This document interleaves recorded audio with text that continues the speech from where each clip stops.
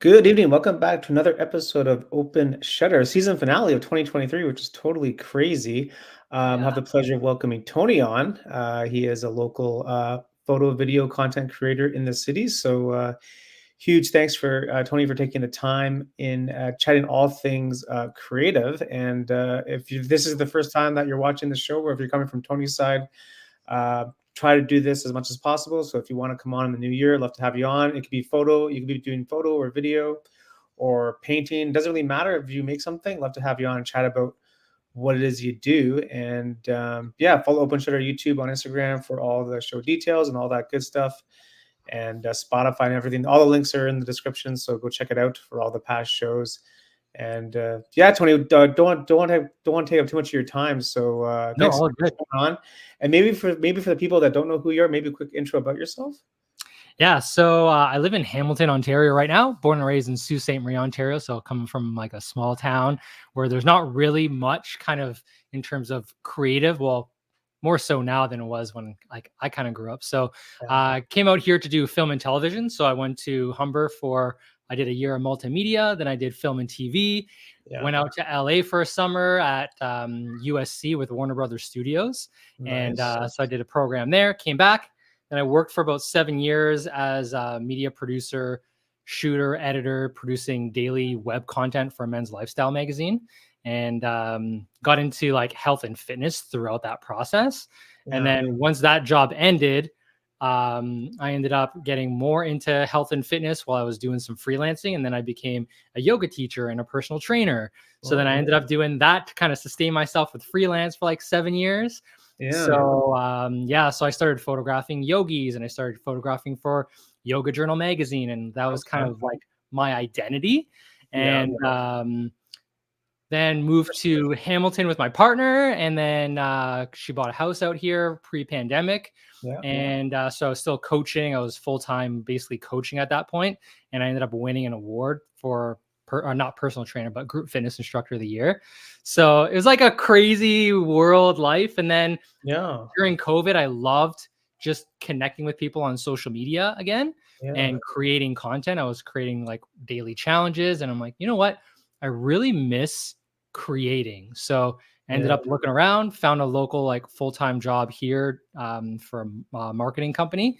And so now I do video and photography full-time as like my day job. And then I have my own thing part-time evenings and weekends. And that's kind of where it's been at That's the last cool. 2 years. It's been full-time. What a journey, man. Yeah, it's been a little bit crazy. Have you always been wanting to get into like the photo video aspect, or was it just kind of like something that you found out like later on in high school and all that? Remington. What's your Well, cat's name? Real yeah, quick. this is a Remington. He'll probably be Remington? talking one Oh, time. Yeah.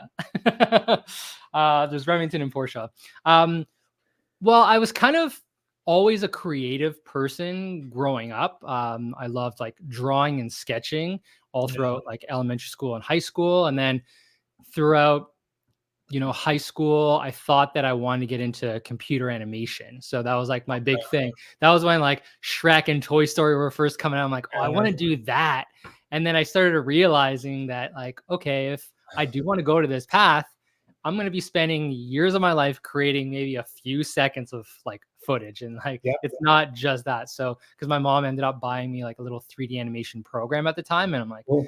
this is actually not what I want to do. Maybe I want to do visual effects because it's a little bit more short term and I'm working on these Yeah. little things. But applying to colleges and universities, I didn't get into like any film schools or any animation schools. So I got the suggestion to do a media program. So at the Humber Media Program, I learned websites, I learned Premiere, I learned a little bit of After Effects, I learned a little bit of I learned a little bit of everything. I'm like, you know what? I want to do like all of this, but a lot.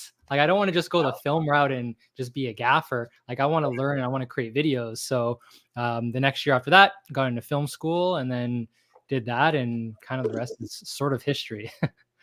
Amazing, man. Amazing. Like, Yeah.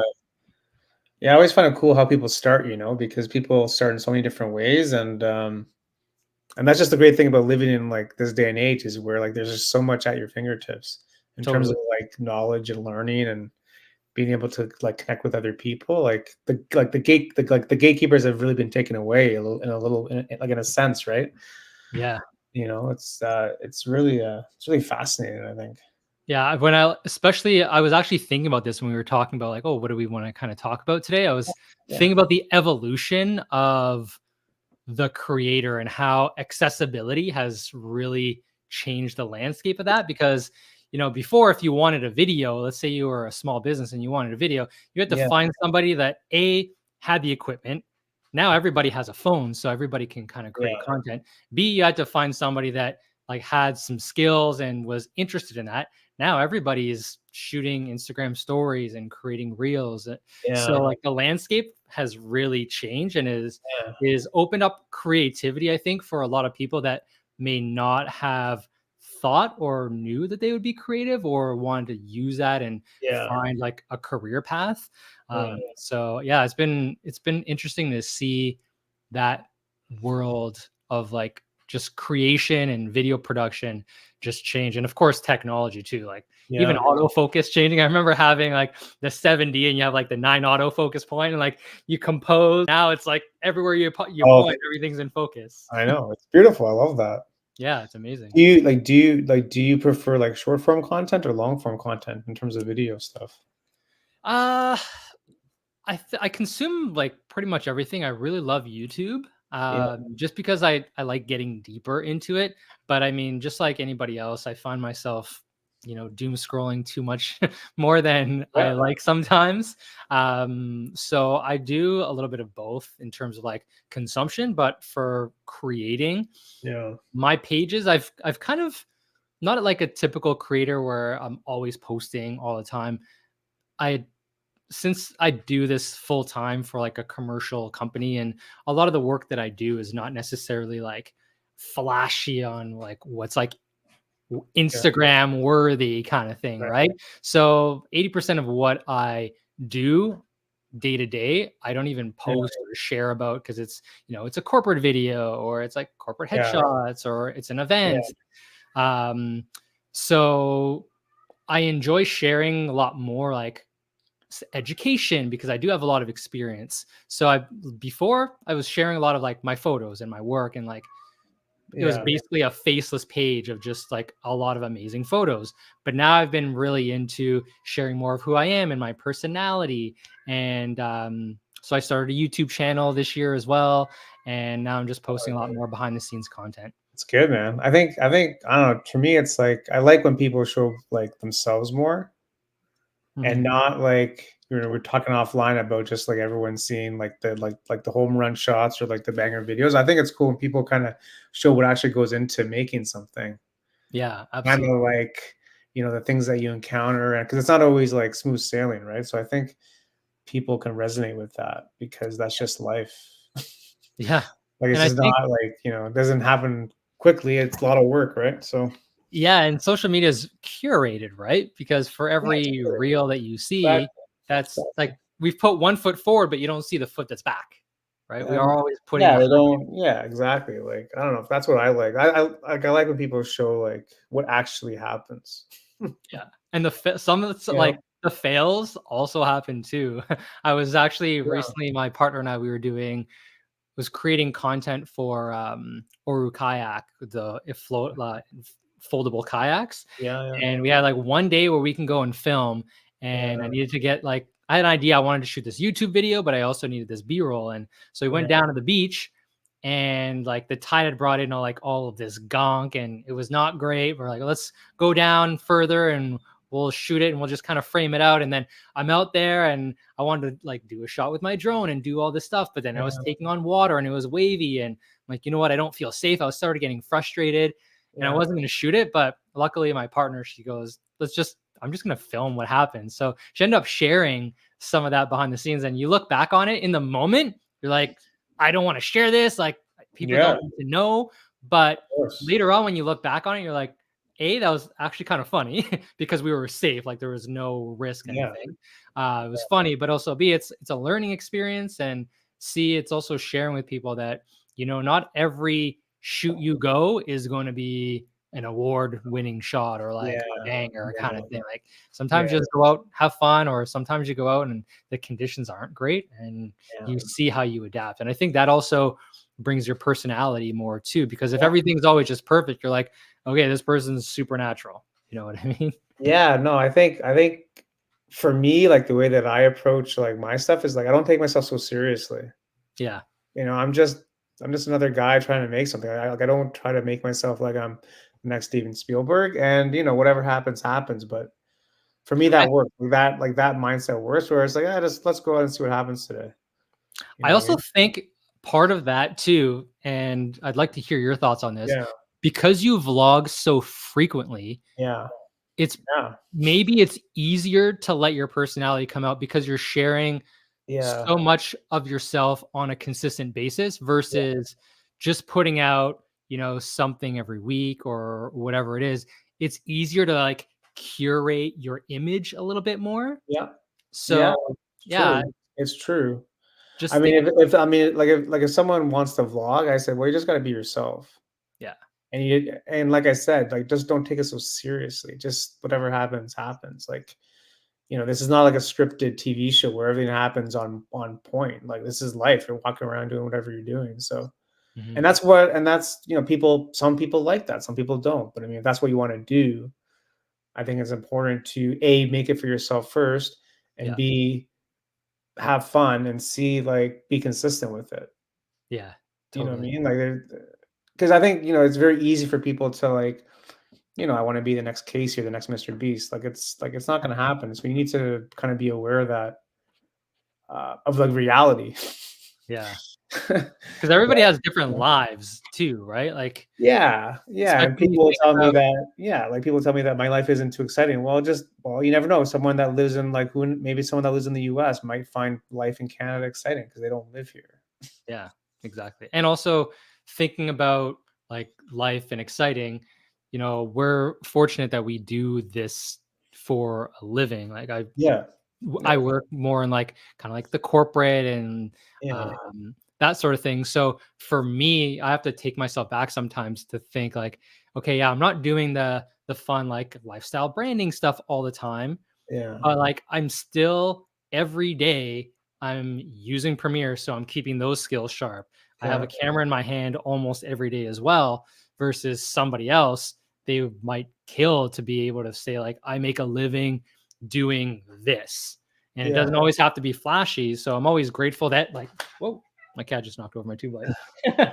I'm always grateful that, I'm always sharpening my skills and that these tools that I've developed and these skills are allowing me to sustain my yeah, bills and sustain a life.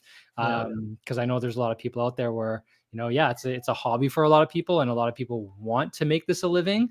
yeah, And it's easy to look at the landscape of things and think of the like content creator route and the brand deals route is the way yeah, to sustain a living yeah, creating video or photos.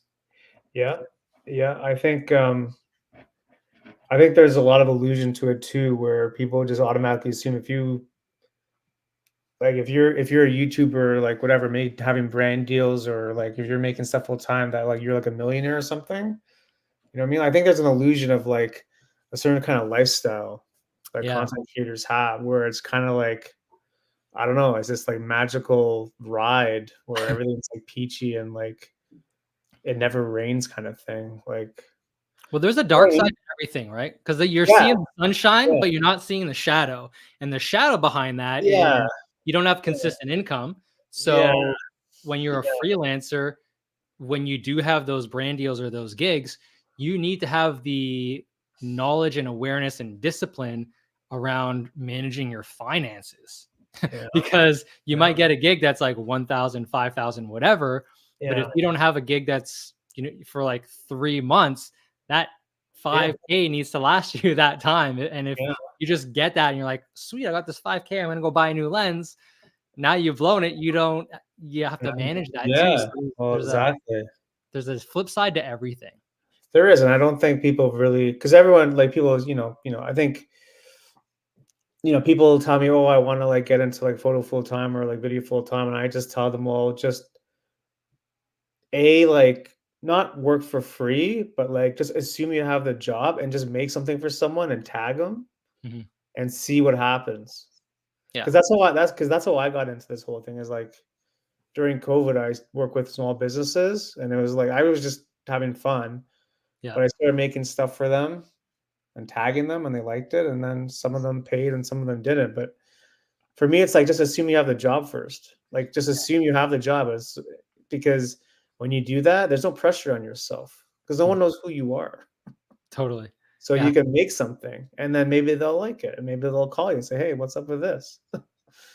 You And know I what I think mean? It kind of I it kind it kind of like separates you because you're taking like the initiative, totally. And right? think of you're a brand like a camera brand or a lighting brand. Like everybody wants it. So everybody is gonna ask for things. But Yeah. realistically, that would be like if you're walking down the street and all of a sudden somebody comes up to you and says, "Hey, do you want to buy this pair of shoes?"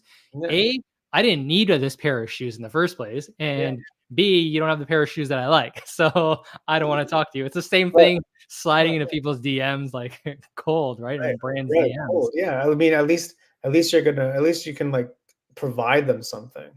Yeah, or say, Hold on, "Hey, I really love your it's products and your yeah, brand. I was inspired to make this. I wanted to share it with you. If you find any value in it, love to yeah, chat." Cool. yeah, And I think the yeah, important aspect of that too is creating that without any expectation of an outcome it's I think so, I think it's important. I think because it's it's important easy to, to like, get not let down. well, I just think it's important not to have the pressure on you at the start and just see what you can do, because if you're not careful and you have the pressure, you have the expectations and you can't deliver, it could really, like, shatter your confidence, you know what I mean? Like, it can really Yeah, you gotta be totally. careful. Yeah. 'Cause you're going from, like, hobbyist fun weekend warrior to Yeah. now, like, paid stuff. I mean, I'm sure you can speak to this, but it just becomes different when you get paid for something. It just becomes 100%. different. It's Yeah, just there's this different. It's just there's a different. lot of there's a lot of accountability, and Yeah, it's funny because I'm part of a lot of Facebook groups as well. And there was a post in one Facebook group yeah, where somebody had posted something along the like they were just starting out. They just got a camera, yeah, and they had posted doing portraits for 100, like discounted portraits for $100. yeah, But it's my first time, and you're looking at that and you're like, that's a lot of pressure for you, like because you don't yeah, know what you're doing and you're asking people for money. And I think yeah, doing stuff doing stuff as like a spec project or doing something for free initially gives you the freedom. yeah. It takes the pressure off and It's pressure. allows you to mess up. Not saying that you will mess up, but well, most likely you probably will at the very beginning. But there's Yeah, going to be things that you don't like about it and things that you do, and you yeah, get a lot of this experience on being nimble and adjusting. And you also start to learn that when you're working for a client and you're getting paid, you are there for them. They yeah, might hire you for your creativity and whatnot, but ultimately you need to know what their deliverables are going to be, because if they want a reel and you plan on doing this like 5-minute video, that's already a disconnect. So you need to know what their deliverables are. So right there, that's a whole different level. So when you're yeah, asking people for money, they need to know exactly what they're going to get. So if yeah, you're going to go to a restaurant and you're going to pay some money, you want to know what food you're going to eat. yeah, Right. So you need to have that menu. So that's kind of how I started with my yoga photography. Is At the time I was working full time doing videos, and I taught myself photography because I went to school for video, but we didn't learn a lot of photography. mm, So my friend Andrew was shooting a lot of concerts. He yeah, kind of I borrowed a camera from him, so I kind of got my chops shooting concerts. And luckily, like I was part of a media outlet, so right out the gate I was shooting Kiss, U2, Lady Gaga. Like I was shooting like the world's biggest acts, and I was going to Oceaga and doing that stuff. And then my friends that were yoga teachers, they saw that I can do photography. And yeah, like, hey, can you take photos of me for my website? And I could shoot the heck out of a concert, but I had never really created portraits before, let alone, yoga portraits. So for me, and my friend Jen, she said, yeah, how much would that cost? And I didn't have any idea what to charge at that time. yeah, So I thought about it, I'm like, I don't want to have the pressure. And if I fail at this miserably, I don't want to like have this awkwardness of like, Yeah. sorry, you didn't get what you paid for. So I started out and I basically said, you know what, let's do this first one. I'm going to be honest with you. I've never really done like a yoga shoot before. I have a lot of knowledge of yoga because I practice it. I'm doing my teacher training. But how about this? We'll do a shoot for fun. And if you like the photos afterwards, you can pay me what you feel the value is. Mm. So for me, that took the pressure off. But it also, I also put a little bit of pressure on her because at that point, I'm like, Yeah. because if she says like, I don't want to pay you, Yeah. then there might be a little bit of friction. So I think in Yeah. that moment, I Well, was a little bit clever. But it's I smart. think It's actually a smart move. It's actually a smart yeah. move. So we ended up doing that shoot and so we did the shoot, we did a sunrise shoot. And so I taught myself how to do off-camera flash like 2 nights before. So we Yeah. did a sunrise photo shoot, had the off-camera flash on like an umbrella. We did sunrise, and then we did a bunch of shoots during the morning. And then her boyfriend came along, so I got him to hold the reflector. And then Yeah. afterwards, we went back to her place for like a breakfast, and we're going through the photos, and I'm like, these are actually really good, like really, really good. And she was blown away as well. And I thought we were going to walk away with like 5 photos, but I think from there we ended up walking away with like 50 to 60 like good ones. Yeah. We went through everything. So she's like, yeah, Nice. these are awesome. Like, tell me, like, I do want to pay you. These are amazing. I hope you see the value in your work as well. I would like to pay you. So she ended up giving me like a couple $100 for that first one. And that led to a big future because shortly thereafter, she became a Lululemon ambassador. So all the Lululemon locations, what they do is they are really ingrained in the communities around their stores, and they Yeah. seek out people that are leaders in that community. So it might be, you know, the owner of a CrossFit gym or like a yoga teacher that's exceptional. So she ended up becoming a yoga ambassador for Lululemon. And so since I had done that shoot with her, she said, hey, Tony, I want you to be my photographer. And at the time, Lululemon had they used pretty much the same person for everything. But Yeah. since I was doing yoga with her already, we were friends, and Yeah. we had those photos that we can show Lululemon. They're like, well, Exactly. we usually have a guy that does it already, but let me see his work. So we had this work that we can now show Lululemon. So they ended up hiring me to do that shoot. So now I could say I shot for Lululemon, and things just escalated from there. People started saying I shoot yoga, and I shot with Lululemon. So now everyone's paying me to do this, and I kind of built my career off of that. Huge. Show versus tell is huge, man. 100%. That's how you get gigs. Like, you can explain the whole thing, but they're not going to really understand. But as soon as you show them the work, they'll get it. Yeah. I tell people all the time, like, stop explaining things to people. Just like have something to that's why I told people, assume you have the job. At least you can show someone something instead of you trying to explain it. They're not going to understand. Yeah, So a lot of people talk about spec work. So it's basically like, you know, a project where, let's say you really want to shoot athletic wear or shoes. So instead of reaching out and getting them to send you product and then you do it, whatever you have lying around your house, make something that, imagine you were shooting for Nike, but you're using your own resources already. Put your own money into it. Pay your model, pay your hair and makeup people. Like, do it as if you were doing that, so that you have something to show. So that when that opportunity does come, you can say, I can do that. I have proof. Yeah. I mean, especially when you're dealing with like large brands like Lululemon, right? So they got to make sure that, you know, their budget is spent properly, right? So what a great story, man. Like, what timing. Like, look at that timing. That's like serendipity. Yeah, it was great. And it's funny because a couple of the shots from that shoot are still to date some of my favorite shots. And I have Are like those in that Dropbox you sent me? I think so. Actually they might be. They're on my website. On my website there are, like 3 or 4 of them. They're still some of my favorite ones. But yeah, her name was Jen. It was awesome. Yeah. Cool, man. What's your website link? TonyFphotography.com. I'll try to find it real quick.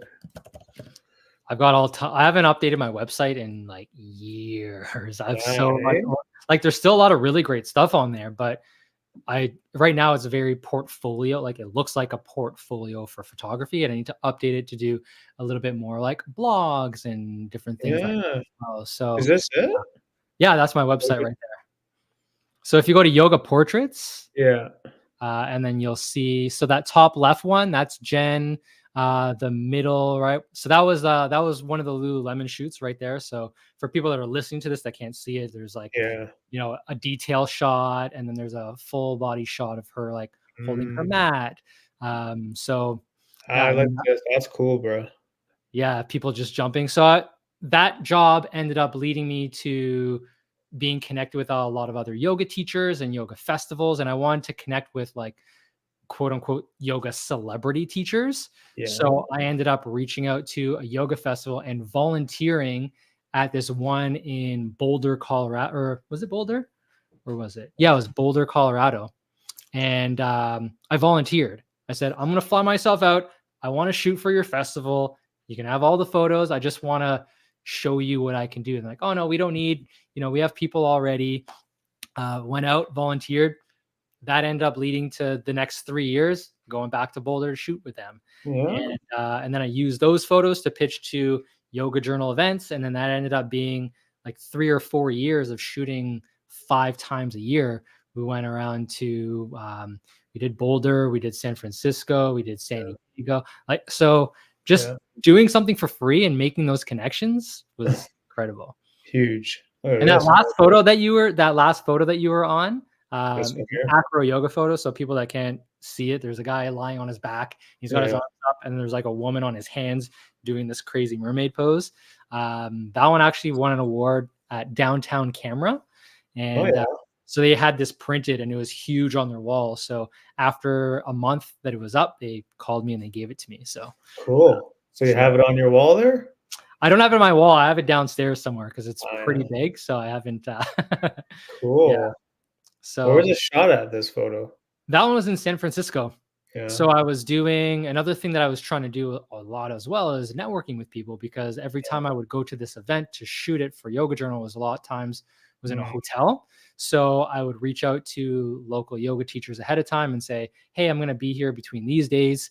I want to come a day or two early. Do you want to collaborate? I'd love Yeah. to take your photos. So Yeah. I would give them photos in exchange for like a place to crash ahead of the time. Oh, So it just ended up being this really cool life experience over those like 4 or wow. 5 Eh? years. Yeah. Where was So this yeah, shot at, this photo here? that one was shot in Texas, and so it's Oh, Christy and a friend of hers was like a real estate person, so she had access to a lot of really cool like properties. So we ended up shooting at a vacant property, and okay. yeah, so I like it. that's where I really got into portraiture and shooting people, and just Yeah. I just love movement and the human body and like posing. Yeah. So yeah, and then that's where my passion for personal branding came in, because Ah, yoga teachers started coming to me and saying, okay, I want to build my website, but I have all these photos that I can't use. yeah. So, you know, they Yeah. have a banner photo, but they have an image of them doing a standing pose. Mm, So, you know, it's like taking a horizontal video and trying to crop it for like an Instagram reel. Like yeah. it doesn't really work, right? So I Yeah. started creating a lot of strategic content for yoga teachers about, okay, let's lay out your website. What pages do you have? Do you have an about me? So we need to strategize. Your banner image is going to be like a plank pose or something horizontal. And then we need a portrait for your about page. So I started getting into strategic planning for the photo shoots, which also taught me a lot about just how to plan a shoot in general and how to work with people to get great photos that they can also use. Yeah. Interesting. And how was your experience doing that? Like, was it pretty positive? Or people kind of hesitant, or? No, it's super positive. I'd say 20% of the people that I worked with, um, I may have lost the client because there's a little bit more back and forth, right? And there's a little bit more investment involved. Some Yeah. people they would contact me, hey, I want to, I just want photos. I'm like, okay, cool. What photos do you want? What will be useful? And so they just want to hire somebody and not think about it. But I'm the kind of person that Like, I want this to be effective. I don't want you to just hire me. I do my thing and like, Yeah. I hope you like it. I want it to be a collaborative effort so that you're part of the process and it's also an experience working Mhm. with me Mhm. versus, you can just go and hire some random photographer and he can take photos and great, whatever. But what really sold me was I ended up doing my yoga teacher training. So I knew what poses should look like. I also had the command and knew how to cue. So a Mhm. regular person might not look for the knee being over the heel, but I knew how to communicate that as a director and as a teacher to be able to say, hey, Jen, bring your right knee forward just a little bit. Okay, cool. Hold that and then shoot. All right, Jen, bring your right hand up a little bit. Okay, a little bit lower. All right, shoot. Or I would have ideas for poses for them versus them just thinking about it. Because Yeah. even if you take portraits of anybody, the first time people get in front of a camera, like Mhm. they're awkward, right? So you Yeah. need to pose them. Act And natural, impossible. yeah, and posing people, I've learned over the last, I don't know, 2 or 3 years just how important.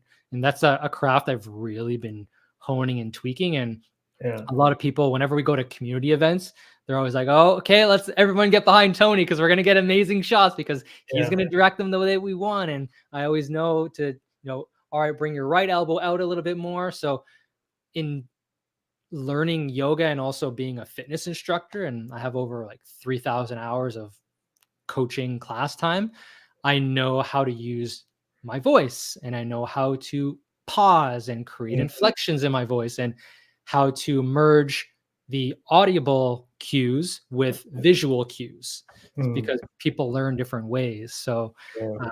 yeah, the way I look at it, like my life is kind of built upon one thing has helped the next thing and has helped the next thing. So, that's what separates you from everyone else. I actually know yoga. Exactly. Yeah. It's That's a it's a big yeah. separator. It's a big separator. Yeah. That's like going to a landscape photographer that Yeah, lives in that landscape and yeah, knows the right angles and yeah, knows that rock casts this yeah, really cool shadow this way. exactly. And I Or think it also just shows that we're more than just pressing a button. Like, there's actually, like, strategy behind the whole shoot and, like, reasons why we do certain things, and yeah. you know what I mean? Like, it's And like you hopefully said, like, you people can see the hire someone to value. press a button, sure, but I mean, that's not what you want. That's not what you want. Yeah, exactly.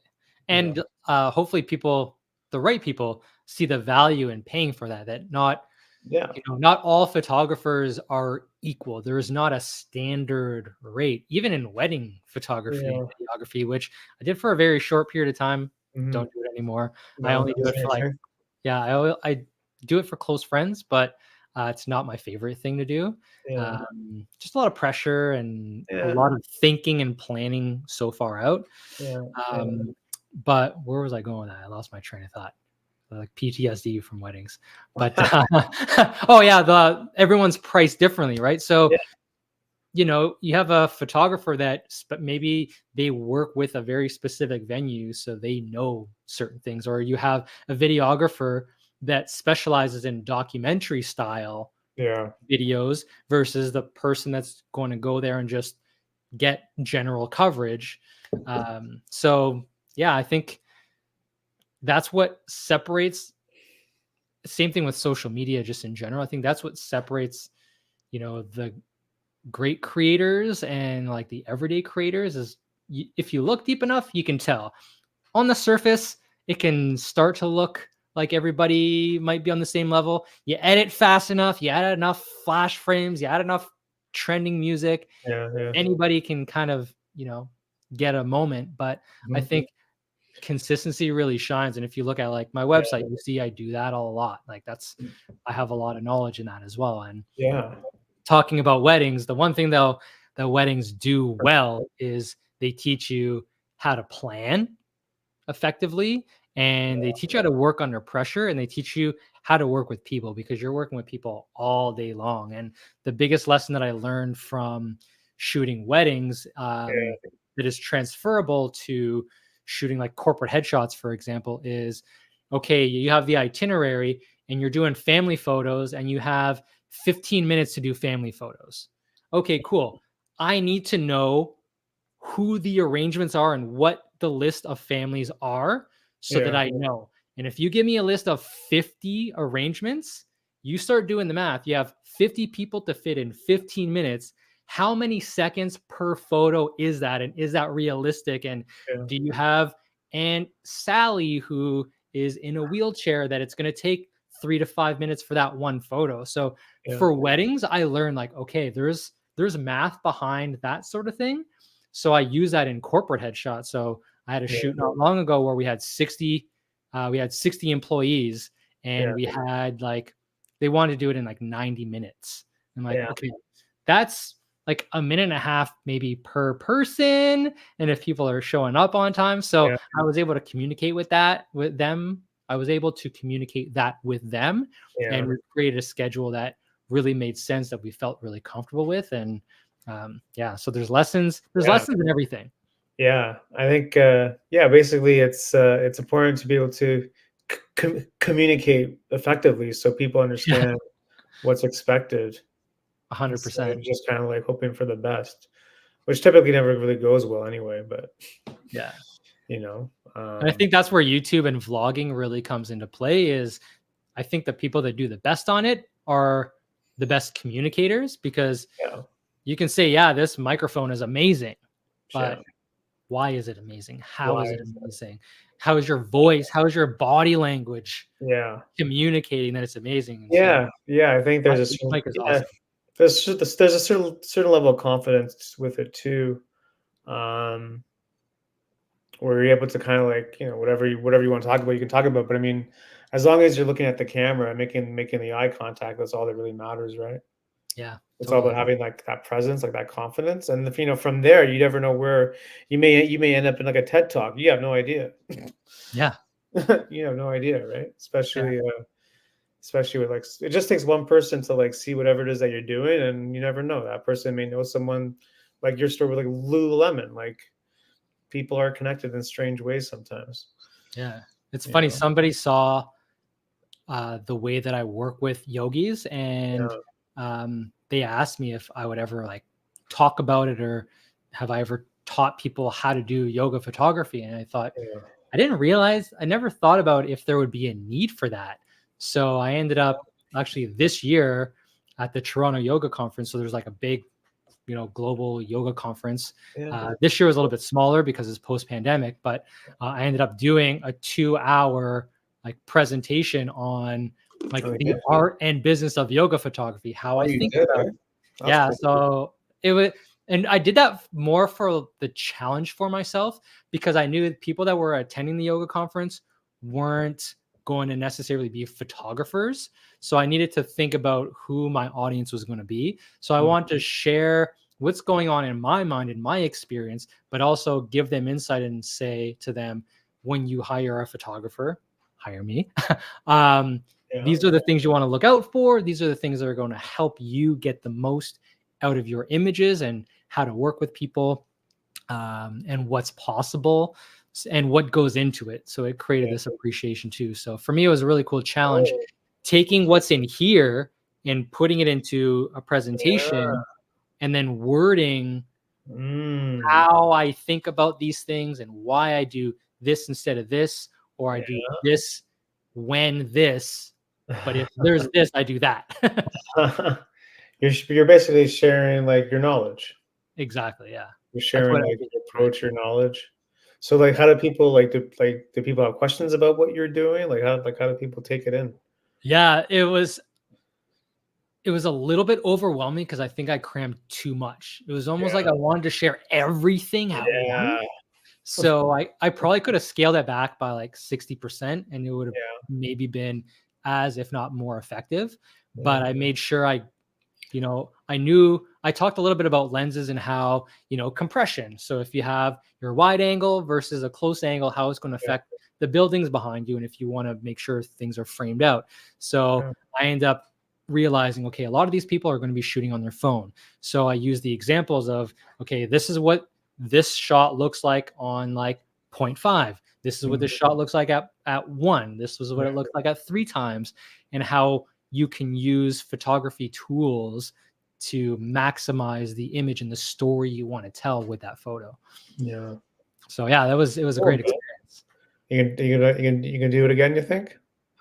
Yeah, I think I'll do it again. I might start that as a little mini YouTube series as well, Yeah, just that'd be because I cool. love sharing that information. And there's probably, and I'd say there's like 3 or 4 kind of renowned yoga photographers that I can think of, and I know a couple, like 1 or 2 of them. 2 of them have courses already, so I don't want to put out a course because I just feel like, you know, you want to capitalize on an audience when you have a course, and I feel like there's just too much of that out there right now. I just want to share and provide value, and if it gets to the point where, you know, that's something that I financially need to do, or just like makes sense, or I'm getting enough questions where people need a roadmap of A to B and like a whole kind of like Bible, then I can put that together. But in the meantime, you know, putting out a 5-minute video about one idea or one concept, I think will be pretty cool. Yeah, it's also very niche, which is good, especially for YouTube. Yeah. You never know, man. It could blow up. Yeah. I have 2 videos. One of them is a yoga behind the scenes yoga photo shoot. Yeah. So in that, I actually talk with the yoga teacher because her partner is also a photographer and videographer. So it was cool because I made sure that on camera it wasn't just about me. So I asked her, as you know, a model in front of the camera, what did you feel? What did you experience? What do you look for? And then I talk about what I was doing in the moment as well. So also shout out to my friend Richard, who shot that behind the scenes. It was great. It was almost to my detriment because it was my second ever video. And he's just an amazing shooter. So now I have this behind the scenes video that is super polished. And it's my second YouTube video. I'm like, did I just set the bar like for people's expectations? Set it up. You set the bar. You know a Mary Beth Paddle Adventure? Yeah, she just said that's a great video, she said. Yeah, so Mary Beth's my partner. Okay, well that makes sense. Yeah, so she actually shot my first YouTube video, which was of an Olympic gymnast, and that's a great example of a spec video where I knew I loved dance and I loved yoga, and I saw this gymnast. She was like a Canadian Olympic gymnast. She was in the area, so I reached out to her and I pitched Royal Botanical Gardens, like, hey, can I use your facility for free to shoot content with this Olympic gymnast? We'll make a reel. I'll send it to you. I'll send you photos. They said, sure. I ended up paying her and we shot it. And then Mary Beth was along as well, shot behind the scenes for me. It took me a year. I had that footage in the bank for a year. I didn't touch it.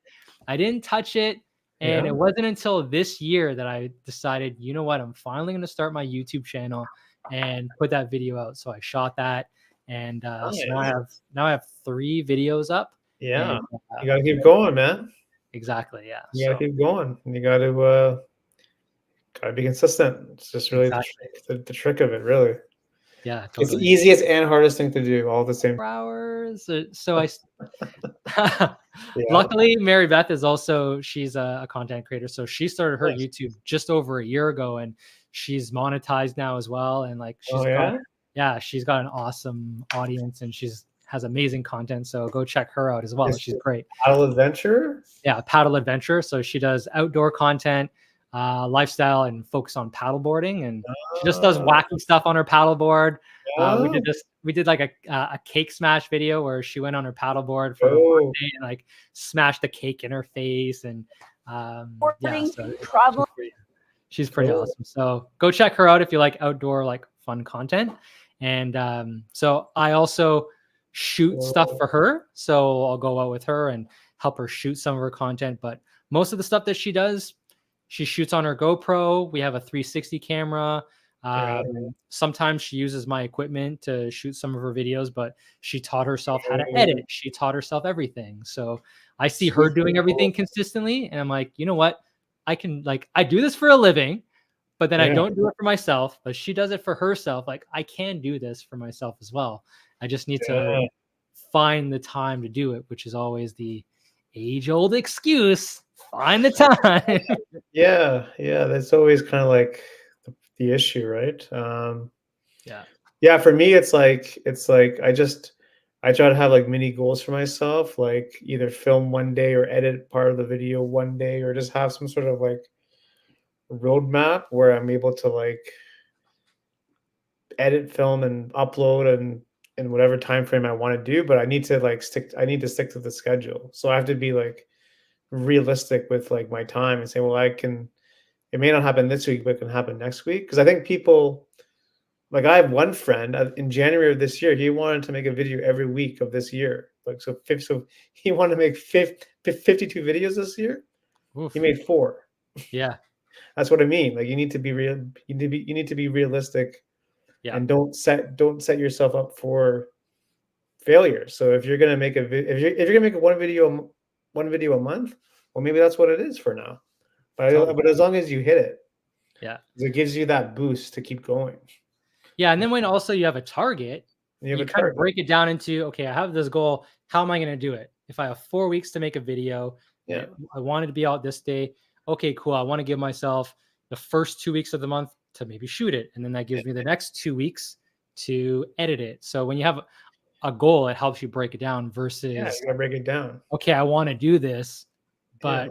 when I have the time, but it's not always like, something's always going to come up. Like there's always like life things happening. So yeah, but anyways, yeah, that was that's kind of the journey so far. And, yeah, on my website you'll also see I shot concerts and all different things too. So I think I saw that, experimenting stuff with different things. Yeah. And also crazy another random thing that I did was RIP Government Nightclub. I used to shoot for like nightclubs, so I used to shoot a lot of EDM music. So shooting like Deadmau5 and Avicii and things like that. And yeah, so there's Coldplay, there, Elton John, Kiss, Lindsey Sterling. Yeah, all different. Sick, bro. Yeah, Skrillex. Jesus. There's Blink 182. Yeah. Was that this year? No, that wasn't this year. So Paramore, Green Day, and Eminem. Jesus, I haven't looked at my website in a while, so I'm like, dang, I've done a lot of really cool stuff. Janet Jackson. Yeah, like it's not not exactly the C list here. Megadeth, Offspring, Shit. P. Diddy, Paramore again, Rob Zombie. The question is, who haven't you shot? Yeah, I know, That's right? the question. Jack Black, U2. But anyways, yeah. Like, what's your tip for shooting great concert shots? Like, what's a tip you can give people? Shoot a lot, shoot a ton, and I would anticipate. So anticipation is key when it comes to concerts, and a lot of big tours, especially some like a tour like Kiss, for example, they have a very specific set list that they do. So you always know what or for the most part anyways, what the first 3 songs are going to be. Because for anybody that's never photographed a concert before, it's not like you're there all night shooting. Basically, if you get a photo pass or a media pass, or you're working for an outlet, you get access into the photo pit and you are able to shoot the first 3 songs only. After that, you have to leave. Is that right? Yeah, you only get to shoot the first 3 songs. You're not allowed to use flash. So it's just you in the photo pit. So the way I would shoot it is I had 2 camera bodies. One of them I would have a wide angle lens. Another one I would have a zoom lens, because the drummer is always way the heck back there and you want to get it close up. And that shot with Aerosmith. Cool shot. Some venues, you're not in front of the stage. You're way back by the sound booth. So you're only getting one angle. So you need, a lot of times I had to rent either a 2x extender or like a 300mm lens. Yeah. You just want to get that tight in there. But for the most part, if you're in a photo pit, you get 3 songs. So I would research a lot, thinking about, okay, what are the 3 songs? And I would listen and I would research those 3 songs for, okay, what are the key moments in the song?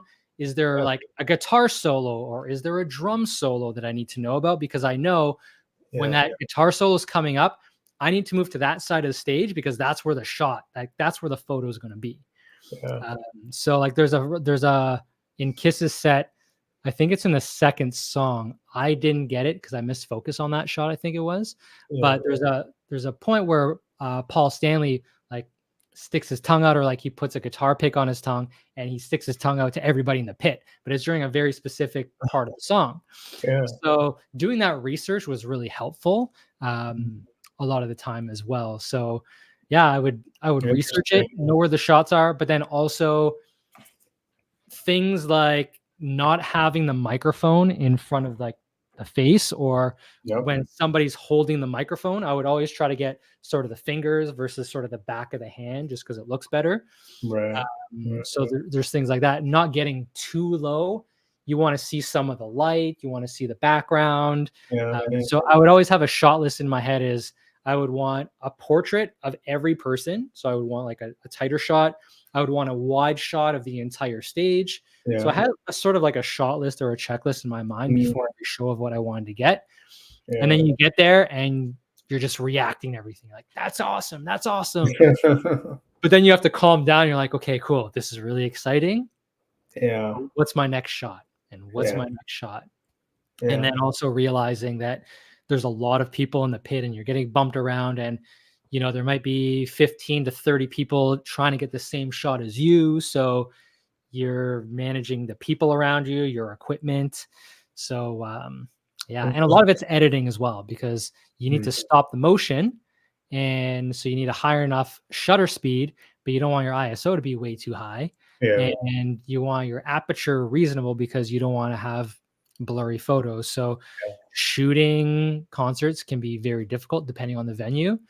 Venues like the Air Canada Centre and Scotiabank, Yeah. Yeah. it's a lot easier because they're epic light shows versus if you're just starting out, you're probably shooting at like the Mod Club or the Yeah. Horseshoe Tavern, and Mm. they're like, you get what you get. Yeah. If they even have a photo pit too. Sure. Yeah. Maybe you're just shooting by the bar. Yeah, exactly. Just Those sit are- up on the bar with your 70 to Yeah, 200. I'll just get a beer on my camera and then it's good to go. Yeah, sniper from afar. Interesting, man. Well, I like how you have a shot list. Kind of keeps you on track.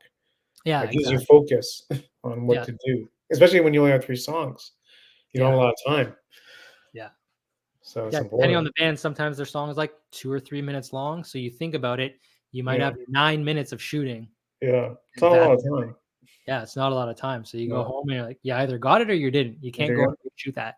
Yeah, I know. Yeah. Cool, man. Well, some great stuff here. Jeez, okay. Yeah, thanks. Killer stuff, man. Um, yeah, the Aerosmith photo's great. Yeah, Lady Um, Gaga. I've shot lights many times as well. That was some of my favorite oh yeah. shows. One of the photos, I don't know if it's on my website or not, but there's a photo of her that I shot at Osheaga. That middle one, second row middle with all the red lights in the background.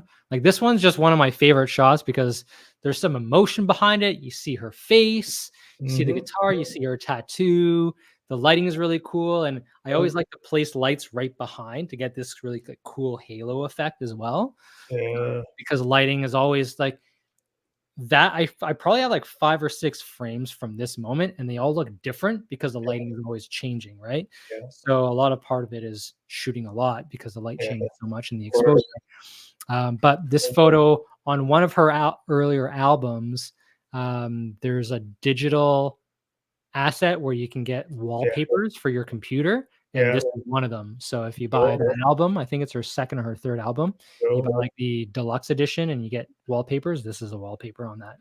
Dope, man. That's cool, eh? Must be a good feeling. Yeah, no, that was Yeah, really yeah. Must be a good feeling. Man. yeah. Cool, man. So yeah, Like- a lot of big body of work that's led to a lot of really fun experiences. And Yeah, I think it's all about the experience too. I think it's important, especially when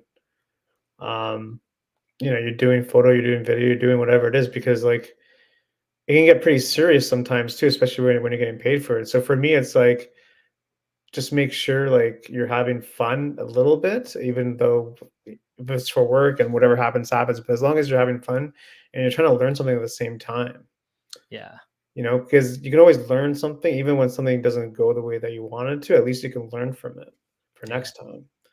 I think because that's that why makes your community even a events. future job. You never know.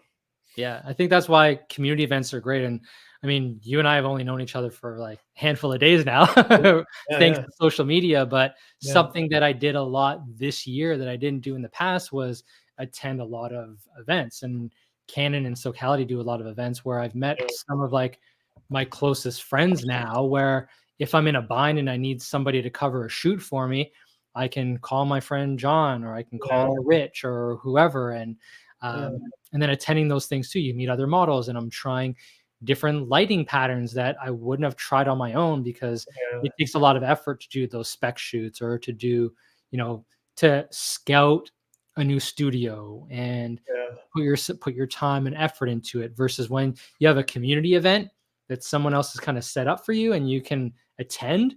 It eliminates that barrier, yeah. and it makes Huge. it easy to say yes, and Yeah, it makes it easy for you to get out of your comfort zone and try new things. it's So huge. It's I'm glad that huge. we've connected, because I'm looking forward to some of your events coming up. Yeah, yeah. But in New Year, gonna start doing some other things. Gonna try to. I'm trying to get. In the New Year, gonna try to get out more with people and do some shoots. And I don't know. Like you said, like when you meet people, it just breaks down the barrier. Like it just breaks down the misconception that something could be hard, where in reality it could be just very easy because someone Yeah, can teach you in the field. Like I don't know. That's how I learned. You just kind of meet people and they teach you the basics of like the camera. And totally. maybe if I was staying at home, it could be pretty intimidating because I don't know what aperture is or ISO is. But when you meet someone, there's just like this energy, Yeah. like a synergy to it, where they can explain it to you and say, "Okay, I get it now." But And yeah, I also agree when with you're you. working a lot, Yeah, it can be easy. And I've thought about this a lot as well. As I'm really yeah, big on education, and I try to do like a new course or something every year to learn, because technology changes so fast, as well as like trends and what people are yeah, looking for.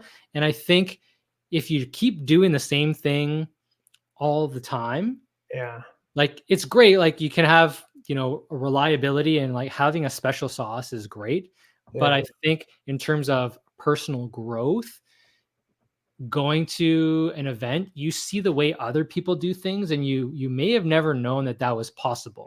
yeah, Or, like, something that I really like doing is, you have 5 or 6 people and everyone's photographing, one model, but it's really cool later on social media, posting what I got and then seeing what other people got. I'm like, wow, I didn't even notice that that light was over there and yeah, they got that in the background. I'm like, yeah, that's a really cool perspective. And everybody has their own unique perspective yeah, that makes them unique. yeah. So when you're only doing things by yourself all the time, Mhm. it's really easy to get lost and kind of feel you're in a silo. And when Yeah, you start working around other people and seeing other people and supporting other people, you start expanding your mind and your horizons and creativity, and saying, wow, there's more than one right answer for this yeah, situation. Like, that shot is a great shot. Their shot is also a great shot.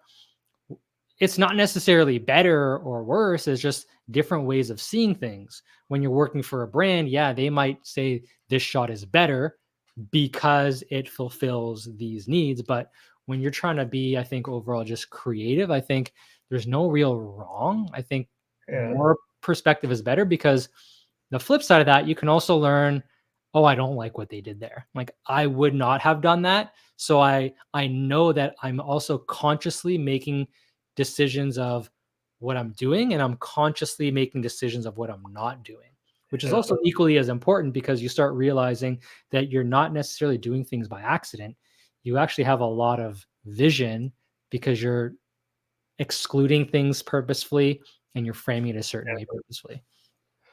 Yeah, I think that's a good point in terms of like just kind of getting out of like just like what you do every day because it like you said it gets you can get it's easy to get stuck in like the wheel of what you do and then this is what I do and this is the way to do it and but Yeah, like and you're once not you get forward, innovating. once you get out there it's like oh okay there's new ways to do it.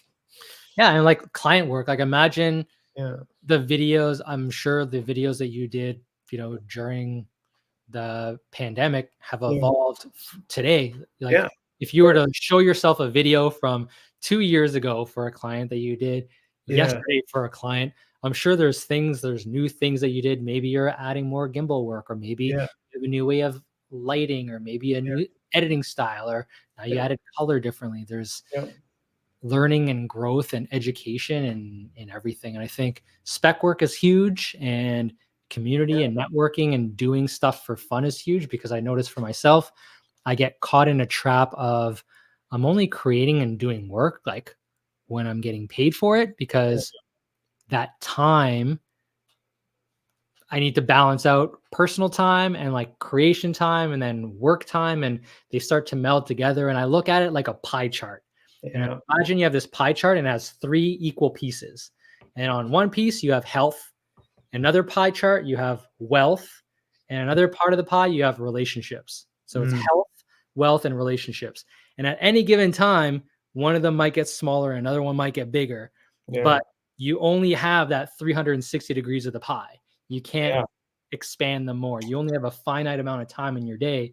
So which one do you focus on more? You might have times where, it's a busy season, so your wealth and your, career is a bigger part of the pie, but something else has to suffer. Like, so you're probably not working out as much, and you're not spending as much time with your family. Yeah. Wealth is growing, but the health and relationships is getting smaller. So I look at life and business and creativity in my time, especially as I get older, as balancing those out at any given time. And when I think about taking on a project outside of my day job, I used to say yes to everything because I want to do everything. But now I start thinking about, is this project going to be fulfilling creatively? Is this project going to get me ahead financially? And then if I say yes to this, I know that I'm saying no to something else. Yeah. I'm going to be shooting on an evening or a weekend, and then that's an evening or a weekend that I'm not spending with my partner. And it's not just the shoot, because if it's a video shoot, it's that one day of the shoot, and then there's the editing time too. So I start looking at things as, is this a +1? Is this a 0? Or is this a -1 to the areas? Smart though, eh? Yeah.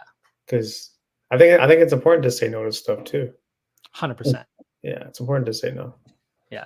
You can't be everywhere, do everything. It's impossible. You're just gonna burn out. Yeah.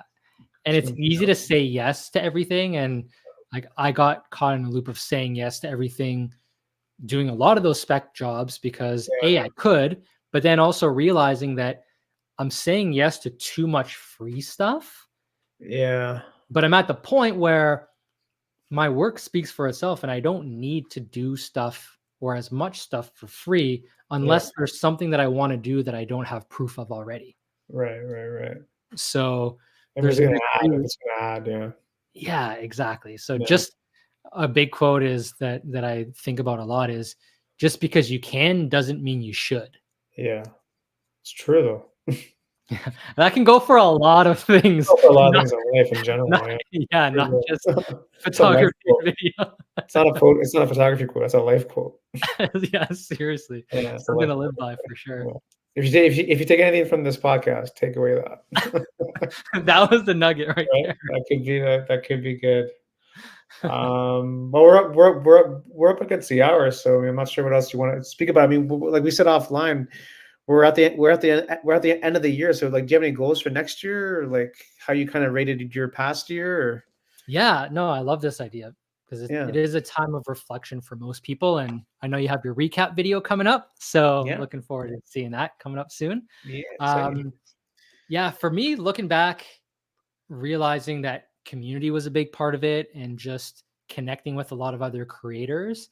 And then also finding my voice a lot. So this year, finding my voice to create more and not just feel like I have to prove myself by sharing and posting my work, because that's kind of what my social media pages were before. It was just my polished reel and it wasn't me. So in the new year, I want to show myself a lot more. What that looks like is more sort of educational reels and behind the scenes reels, but also a lot more of that, the YouTube stuff. I don't want to pigeonhole myself. We got to do a collab in the new year. We got to do a collab. Yeah, I'm definitely in that. I'll come up to Hamilton. Yeah. Are you Toronto or are you Oakville? Because because I know you have Oakville. the yeah, Oakville. Oakville. So yeah, you're even closer than Toronto. So that's Yeah, like one less barrier for us because that's the yeah, I'm halfway mark. close, man. I'm close. Yeah, being in Hamilton is always a pain sometimes because a lot of the creators and the stuff that happens is always in Toronto. So I'm Yeah. like, okay, that's a full day thing for me to go. I got to drive an I'll hour. come out there, man. Yeah. So, but yeah, so part of that for me is just putting myself out there more. I don't know metrically what that looks like, Mhm. putting a number on like one video a month or whatnot. But Yeah. I think at the very least, starting and having a notebook and writing down some ideas. I already have like 3 or 4 ideas of videos that I want to do. I have Yeah. one video that I've shot that I have to edit. So I'm starting to build momentum.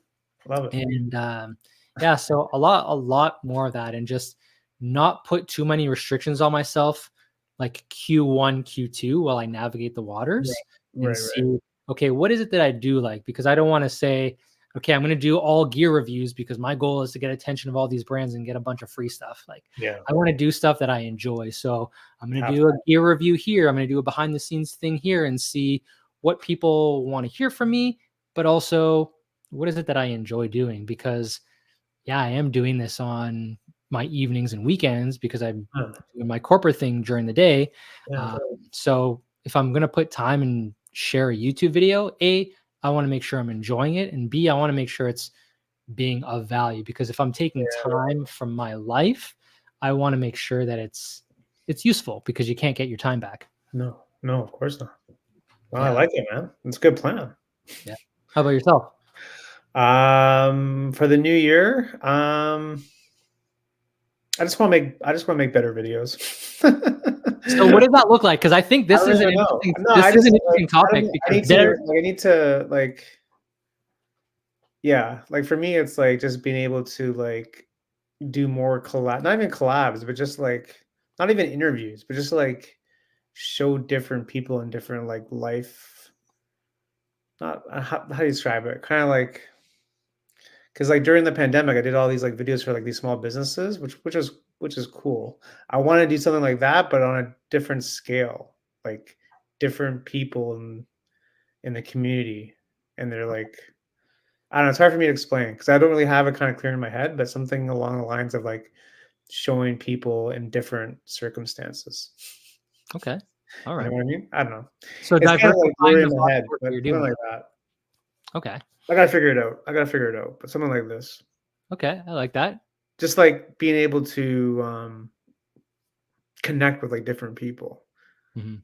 people that I wouldn't people that I wouldn't necessarily connect with. So it's either like, I don't know, either connecting with like a shelter, like a food bank, or like I don't know, people that I wouldn't like necessarily like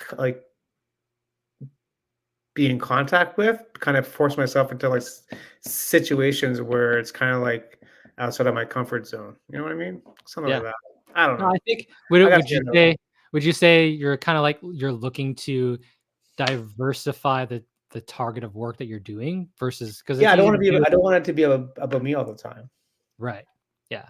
because like I think the I've done a lot of philanthropy. it, and Yeah, you know, I think the philanthropy part of it too, and because my day job, this is a lot of what I do is we document what our clients are doing in the community and we share it. So the beneficiary, they get exposure, and the client that is donating the money or yeah, the resources or the experience, we document for them so that the general public can know that they're doing really great in the community. yeah, exactly. So that's pretty much, that's like my 9 to 5. That's kind of like my day job. So I can Yeah, understand how that's, there is something really fulfilling around that. And I also think it is important to think about that too, because it's easy to think about, okay, you know, gear costs money and I want all this fame and I want to yeah, do this and I want to do that. But, it's even on a smaller scale, even thinking about teaching people photography for the first time. Like there's a guy,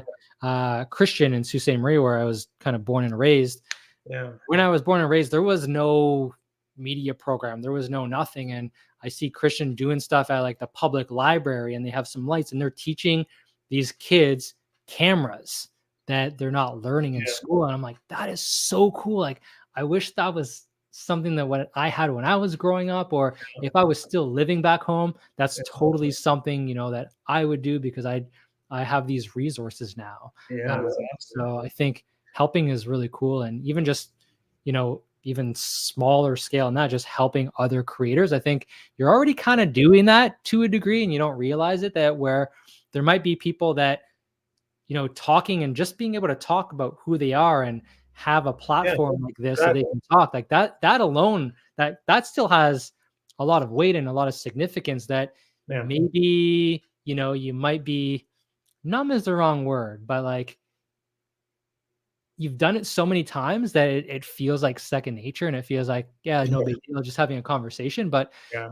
giving these people exposure and just having a chat with, Yeah.